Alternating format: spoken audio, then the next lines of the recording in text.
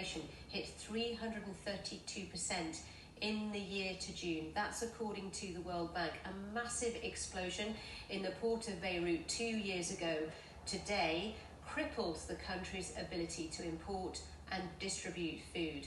Well, let's talk to Hani Bouchali, who's president of the Syndicate of Food Importers in Lebanon. Now, Hani, we spoke to you 2 years ago, very soon after this absolutely devastating event that took place, the explosion. Talk us through what's been happening since in terms of reaction to that, but the current state of play with food inflation so high. Actually, yes. Since 2 years, we have been going down and down and down, and there is no end to how much down we are going. The explosion of Beirut was preceded by a deep financial crisis which started in October 2019, and we also remember that it came at the middle of the COVID pandemic, which also crippled the economy more than it was crippled. 2 years down the line, we remember that huge explosion, which is one of the biggest non-nuclear explosions in history. And fortunately enough, the Lebanese people, with their resilience, have managed to at least repair the stones of the demolished city. If you walk down in Beirut, you will not find enough evidence of the blast except in the port. However, the wound is very deep, and the people are still remembering that deep explosion, which killed more than 200 people, had a lot of injuries, and demolished half of the city. The economy is in real trouble, and although you find people on the streets, you find restaurants working out because of a touristic explosion due to a lot of Lebanese expatriates coming to Lebanon. However, deep inside, if you look at the figures, the economy has shrank more than 50% in 1 year, and we are not seeing any kinds of recovery because of the political standstill that is happening all over. Lebanon is really in deep trouble. The food security is not in its best ways, and lately, in the last 3 months, in the last 2 months, the strike of the public sector has also given a hard hit on the food supply in Lebanon, because a lot of the public servants who are supposed to come to the port to take samples for inspection for the food sector have not been coming on a regular basis, which piled up the containers and the food at the port. And as you well know, the port is struggling. It hasn't been reconstructed. You can see the pictures all over the world, on the internet, over local media, over international media. The port is working at the minimum possible level.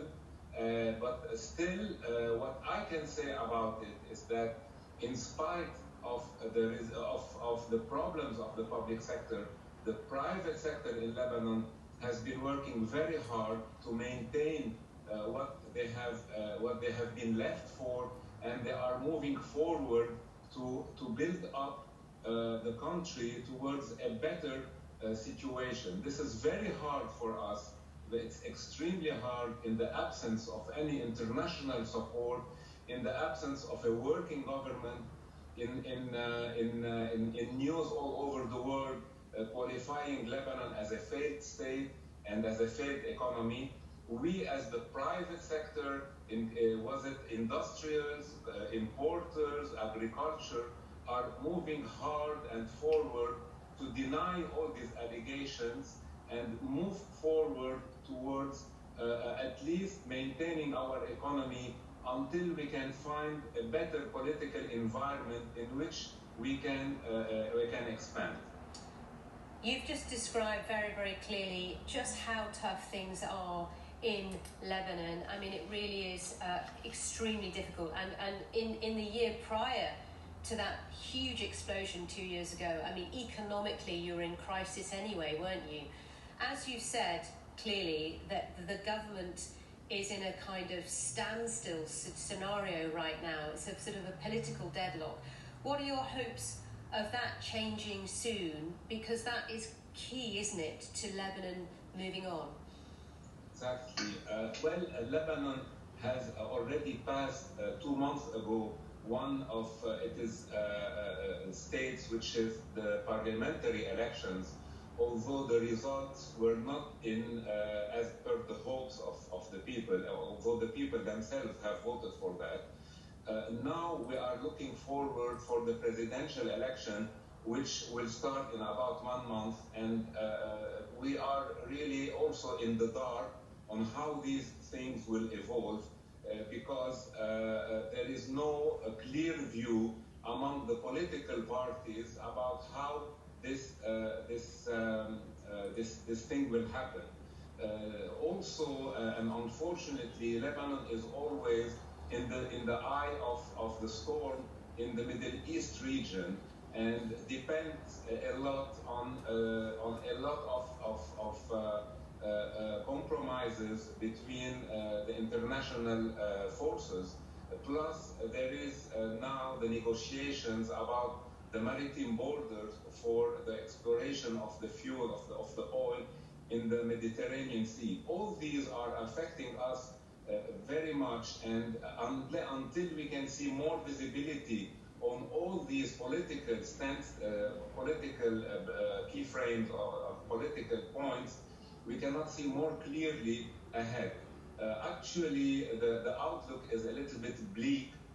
Maybe on the short run, in August and in July, August, and September, there is a little bit of revival because of the inflow of Lebanese expatriates, which of course are bringing us some cash, some money, which is much needed to revive the economy. Okay. However, past September, we are not seeing very clearly on how things will evolve, and we are always, as a private sector, pushing ahead with all the political parties.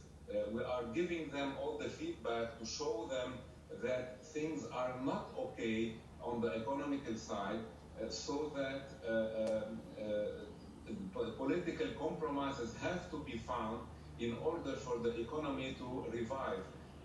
Economy, as you well know, is dependent highly on confidence, and that confidence is not there for the time being. It is only through the strength of the public sector, and it's only through the resilience of the Lebanese people who are fighting themselves for their own country that the country will survive.